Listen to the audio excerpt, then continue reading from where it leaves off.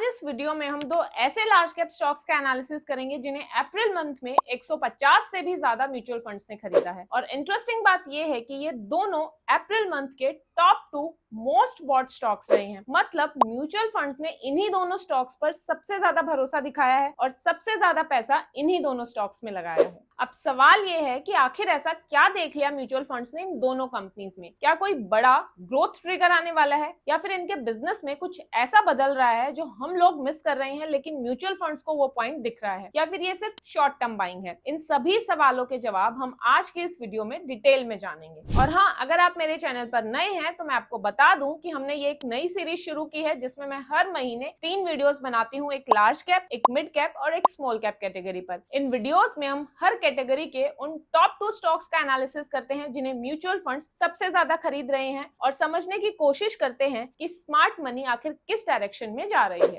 अगर आपको ये कॉन्सेप्ट यूजफुल लगे और मेरा एनालिसिस पसंद आए तो चैनल को सब्सक्राइब करके इस सीरीज का हिस्सा जरूर बनना। वैसे मिड कैप और स्मॉल कैप कैटेगरी के टॉप 2 बॉट स्टॉक्स वाली वीडियोस मैं ऑलरेडी अपने चैनल पर अपलोड कर चुकी हूँ। अगर आपने वो वीडियोस मिस कर दी हैं तो इस वीडियो के बाद उन दोनों वीडियोस को भी देख सकते हो। तो चलो अब वीडियो को शुरू करते हैं। ये उन सभी लार्ज कैप स्टॉक्स की लिस्ट है जिन्हें अप्रैल मंथ में म्यूचुअल फंड्स ने सबसे ज्यादा खरीदा है। इस लिस्ट में पहला नाम है मैक्स हेल्थ केयर का। मैक्स हेल्थ केयर एक हॉस्पिटल चेन है जो हेल्थ केयर सर्विसेज प्रोवाइड करती है। आप इस ग्राफ में देख सकते हो कि अप्रैल में 150 म्यूचुअल फंड्स ने इसे खरीदा है और कुल मिलाकर करीब 95 लाख शेयर्स ऐड किए हैं। मार्च में भी इसमें अच्छी बाइंग हुई थी और अब अप्रैल में भी सेम ट्रेंड दिख रहा है। अब सवाल ये है कि आखिर ऐसा क्या देख लिया म्यूचुअल फंड्स ने मैक्स हेल्थ केयर में? तो चलिए अब इनके रीजंस को समझते हैं एक एक करके। सबसे पहला रीजन है कंपनी का एग्रेसिव एक्सपेंशन प्लान। देखो, हॉस्पिटल्स के पास ना अपने बिजनेस को बड़ा करने के 2 तरीके होते हैं। पहला, बिल्कुल नया हॉस्पिटल शुरू करना जिसे ग्रीनफील्ड एक्सपेंशन बोलते हैं, और दूसरा, जो हॉस्पिटल पहले से चल रहे हैं उन्हीं में नए टावर्स, फ्लोर्स या फिर बेड्स ऐड करना, जिसको ब्राउनफील्ड एक्सपेंशन बोलते हैं। अब max health care brownfield expansion पर काम कर रहा है, यानी नए हॉस्पिटल्स नहीं बना रहा बल्कि एग्जिस्टिंग हॉस्पिटल्स को ही और बड़ा कर रहा है ताकि लैंड और इंफ्रास्ट्रक्चर पर ज्यादा खर्चा ना हो और उनकी पेशेंट्स की कैपेसिटी भी बढ़ जाए। इसी स्ट्रेटेजी के थ्रू कंपनी का टारगेट है कि अगले 4 से 5 साल में वो अपनी बेड कैपेसिटी को लगभग डबल कर दे। और ये जो डबल का टारगेट कंपनी ने लिया है वो अचीवेबल भी लगता है, क्योंकि कंपनी के पास 8400 से ज्यादा नए बेड्स ऐड करने का पोटेंशियल है और इनमें से लगभग 4000 बेड्स अगले 3 से 4 सालों में ही ऑपरेशनल हो सकते हैं। तो कंपनी फ्यूचर ग्रोथ के लिए अभी से बहुत बड़े लेवल पर प्लानिंग कर रही है, जो म्यूचुअल फंड्स को पसंद आ रहा है और इसलिए वो इसमें इन्वेस्ट भी कर रहे हैं। दूसरा बड़ा रीजन है कंपनी का हाई ARPOB।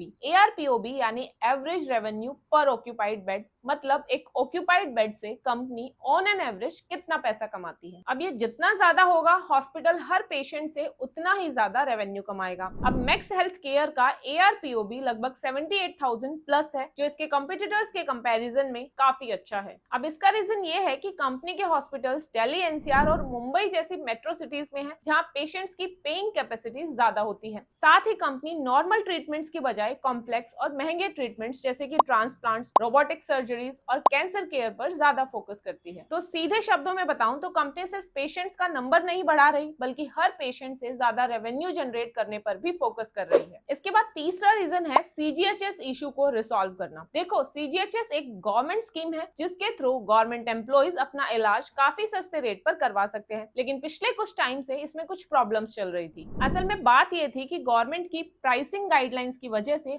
हॉस्पिटल्स को कुछ महंगी कैंसर की दवाइयां बहुत कम रेट्स पर देनी पड़ रही थी, जिससे कि हॉस्पिटल को लॉस हो रहा था। लेकिन अब सिचुएशन ठीक हो गई है। गवर्नमेंट ने CGHS और ECHS के रेट्स को रिवाइज करके उन्हें थोड़ा बढ़ा दिया है। मैनेजमेंट के अकॉर्डिंग इन रिवाइज्ड रेट्स का रेवेन्यू पर पॉजिटिव इंपैक्ट पड़ेगा, जो अप्रैल 2026 से दिखना शुरू हो जाएगा। इससे कंपनी को हर साल लगभग 200 करोड़ का एडिशनल बेनिफिट हो सकता है, जिसमें से लगभग 140 करोड़ सीधा प्रॉफिट होगा। मतलब जो सेगमेंट पहले प्रेशर क्रिएट कर रहा था वही अब ग्रोथ और मार्जिन को सपोर्ट कर सकता है। इसके बाद चौथा रीजन जिसकी वजह से म्यूचुअल फंड्स इसमें इन्वेस्ट कर रहे हैं वो है कैपिटल लाइट बिजनेसेस पर फोकस बढ़ाना। देखो, कंपनी अब ऐसे बिजनेसेस को ग्रो कर रही है जहां बहुत बड़े हॉस्पिटल या हैवी इंफ्रास्ट्रक्चर की जरूरत नहीं पड़ती, लेकिन कमाई अच्छी खासी हो सकती है। जैसे कि मैक्स लैब हो गया, जहां लोग अपने टेस्ट करवा सकते हैं। ये बिजनेस लगभग 30% की स्ट्रॉन्ग ग्रोथ से बढ़ रहा है। दूसरी तरफ मैक्स @होम है, जिसमें घर पर ही नर्सिंग, फिजियोथेरेपी और हेल्थ केयर सर्विसेज दी जाती हैं। ये सेगमेंट भी 20% प्लस की स्पीड स्पीड से ग्रो कर रहा है। मतलब कंपनी सिर्फ नए हॉस्पिटल्स बनाकर ही ग्रोथ नहीं कर रही, बल्कि ऐसे बिजनेसेस भी खड़े कर रही है जहां कम इन्वेस्टमेंट में भी अच्छी कमाई हो सकती है। अब लास्ट और एक इंपॉर्टेंट रीजन बचता है मेडिकल टूरिज्म। आज दूसरी कंट्रीज से भी लोग इलाज करवाने इंडिया आ रहे हैं, क्योंकि यहाँ ट्रीटमेंट भी बढ़िया मिलता है और खर्चा भी फॉरेन कंट्रीज के कंपैरिजन में काफी कम पड़ता है। जैसे कि यूएस के मुकाबले इंडिया में हार्ट बाईपास सर्जरी का खर्चा लगभग 27 गुना कम है। और क्योंकि मैक्स हेल्थ केयर के हॉस्पिटल्स की लोकेशन दिल्ली, एनसीआर और मुंबई जैसे बड़े शहरों में है, जहां फॉरेन पेशेंट्स का आना इजी हो जाता है, इसी वजह से कंपनी मेडिकल टूरिज्म का भी फायदा उठा पा रही है। अब एंड में एक इंपॉर्टेंट सवाल आता है, कंपनी अच्छी है, म्यूचुअल फंड्स ने भी इसे एग्रेसिवली बाय किया है, लेकिन वैल्यूएशन के हिसाब से स्टॉक अभी सस्ता है या महंगा? देखो, अगर हम मैक्स हेल्थ केयर का पी रेशियो देखें तो कंपनी का करंट पी लगभग 63.3 है और इसका 1 ईयर मीडियन पी लगभग 77 है, 3 ईयर मीडियन 78 और 5 ईयर मीडियन 72 रहा है। यानी कंपनी हिस्टोरिकली जिस वैल्यूएशन पर ट्रेड करती रही है उसके कंपैरिजन में आज का पी थोड़ा नीचे दिख रहा है। तो बिजनेस स्ट्रॉन्ग दिख रहा है और वैल्यूएशन भी हिस्टोरिकल कंपैरिजन में ज्यादा स्ट्रेस्ड नहीं लग रही। वैसे अगर आपको मेरी वीडियोस का कंप्लीट डेटा पीडीएफ फॉर्म में चाहिए तो आप चैनल की मेंबरशिप ज्वाइन कर सकते हो। लेवल 1 में पीडीएफ्स और लेवल 2 में पीडीएफ्स के साथ साथ मेंबर्स के लिए एक्सक्लूसिव वीडियोस भी अपलोड होती हैं। कुछ लेटेस्ट पीडीएफ्स एंड वीडियोस के स्नैपशॉट अभी आपको स्क्रीन पर शो भी हो रहे होंगे, तो आप अपने हिसाब से कोई भी लेवल ज्वाइन कर सकते हो। इसके बाद हमारा सेकंड स्टॉक आता है जिसका नाम है eternal,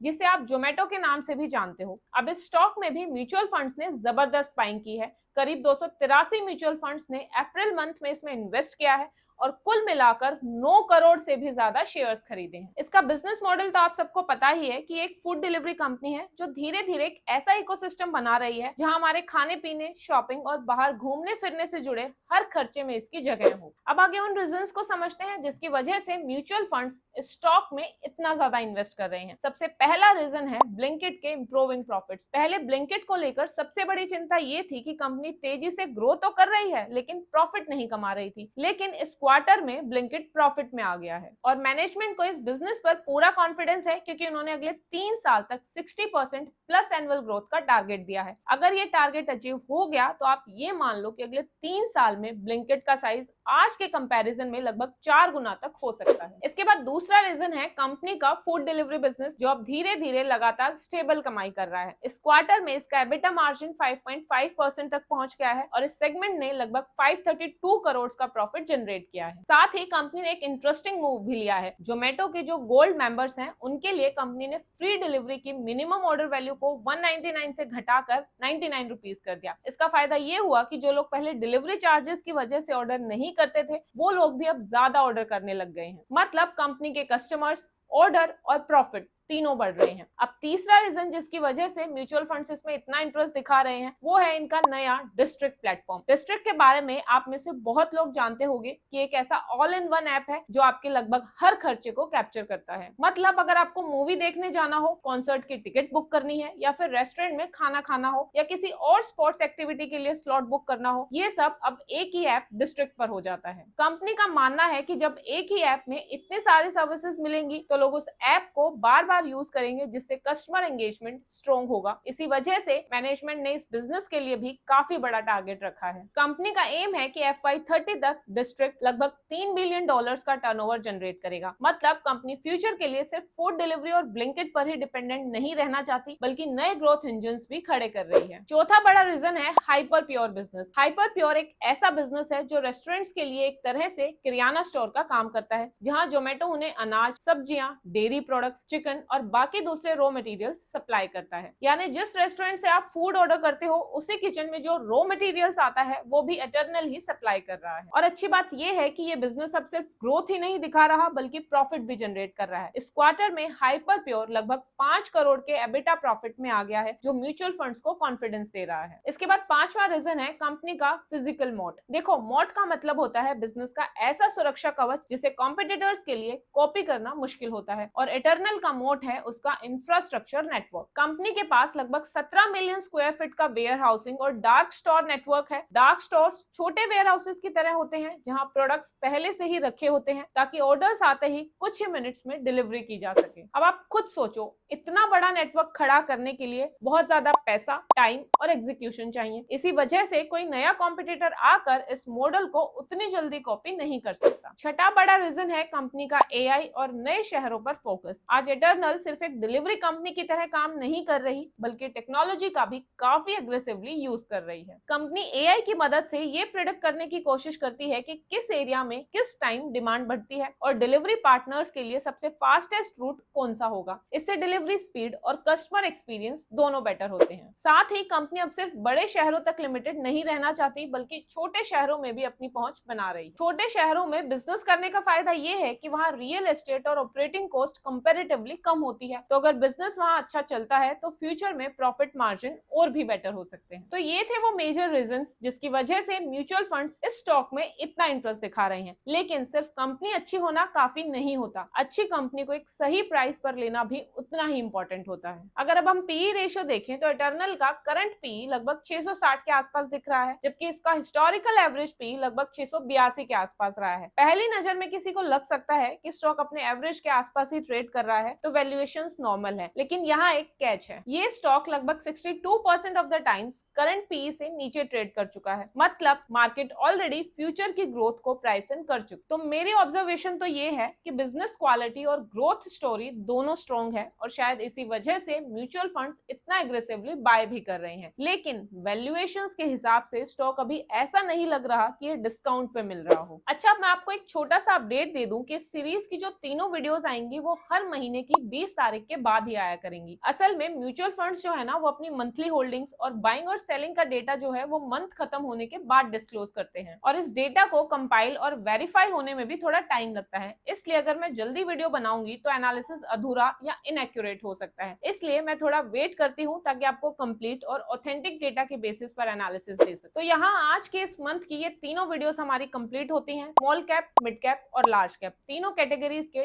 top 2 highest spot stocks का एनालिसिस मैं आपके लिए कर चुकी हूँ। आपको ये तीनों वीडियोस कैसी लगी मुझे कमेंट्स में जरूर बताना, और अगर आप चाहते हो कि ये सीरीज मैं अगले मंथ भी ऐसे ही कंटिन्यू करूँ तो कमेंट्स में कंटिन्यू वर्ड जरूर लिखना। Thank you so much for watching. See you guys in next video. Till then, happy investing.